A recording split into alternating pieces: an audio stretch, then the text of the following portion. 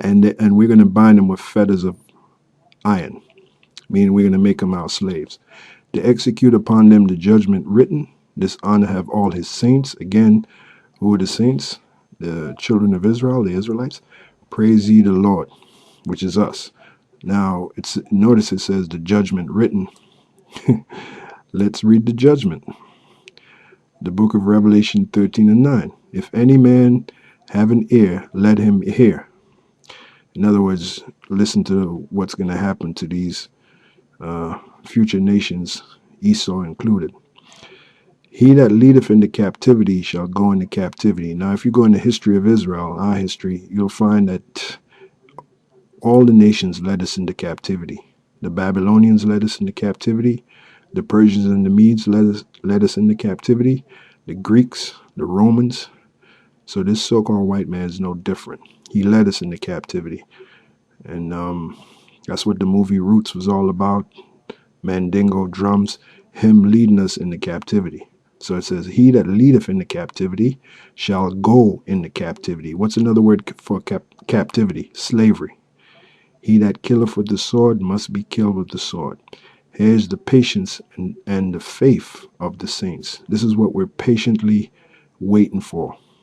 All right? This is our faith. And while we are patiently waiting for it, we're holding on to our what? Our faith. That the ones that led us into captivity will go into captivity. The ones that kill us with the sword, we will kill with the sword. That's the patience and the faith of the saints. All right, now, let's go to the book of Ezekiel, the 39th chapter. Ezekiel, the 39th chapter, and the 12th verse. Now, this is talking about after the nuclear destruction, when you're about to go into the land of Israel. This is after America is totally destroyed. It's 100% desert. This is a future prophecy we're about to read. And 7 months shall the house of Israel be burying of them. That's talking about the dead bodies that's going to be left after that nuclear destruction. And 7 months shall the house of Israel be burying of them, especially down there in the Middle East, which is also known as the Valley of Jehoshaphat. You're going to have a lot of dead bodies down there because that's where World War III is going to start. That they may cleanse the land. Yea, all the people of the land shall bury them, and it shall be to them a renown the day that I shall be glorified, saith the Lord power. And they shall sever out men of continual employment. The day is who? Israel, us. We will search out men, or sever, meaning separate certain guys, you. This is going to be your job. This is going to be your task. They shall sever out men of continual employment, passing through the land to bury with the passengers those that remain upon the face of the earth. Now, like I said, this is after the nuclear destruction. So the bodies that are left, they have to be buried. And who's going to do them? Our slaves. Now, let's take a look at this word employment here. All right. We're going to take a look at the word employment. This is from the Bouvier Law Dictionary. All right. You see it right here. This is 1856.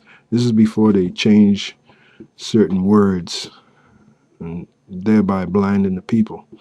That's why it's very important to know your words, you know. Reading on, it says servitude.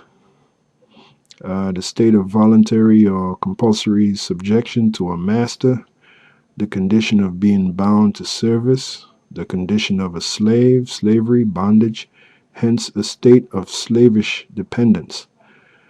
Now, the point I want to make, because as you read on in the Bouvier, they give you a bunch of words, synonyms that are akin to this word servitude.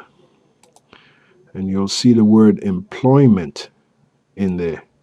See, there's a bunch of words synonyms for the word servitude: absolutism, attendance, bond service, bondage, etc., etc. Look down here. You see the word employ or employment, because the word employment means slave. It is right here. Employ, employment, enslavement.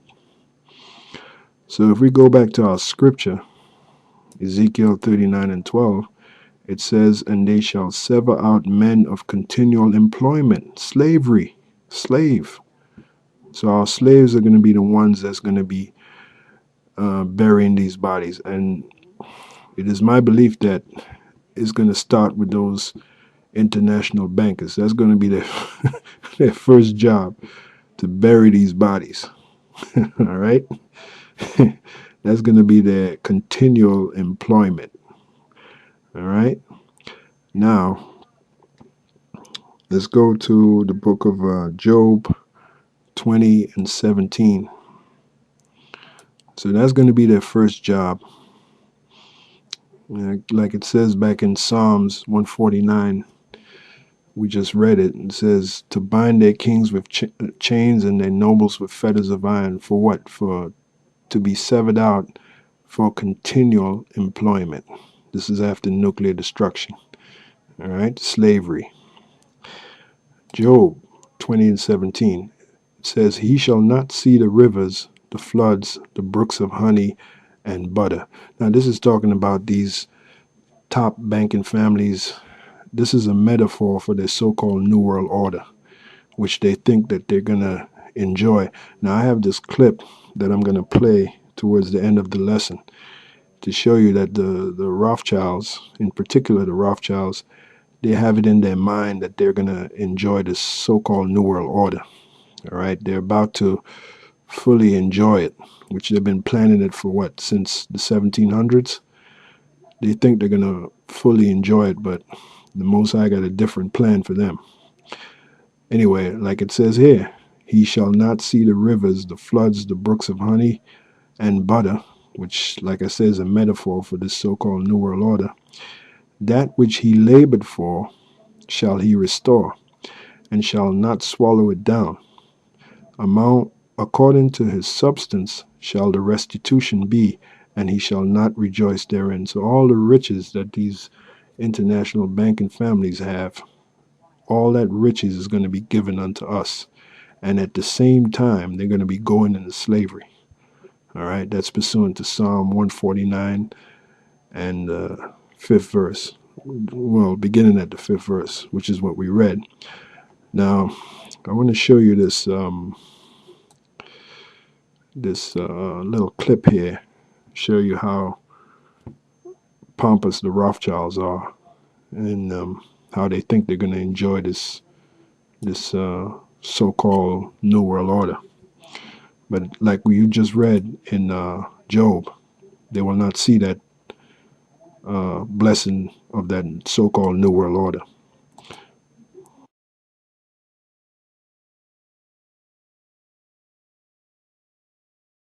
We will see. And then we're going to talk, of course, about the economy.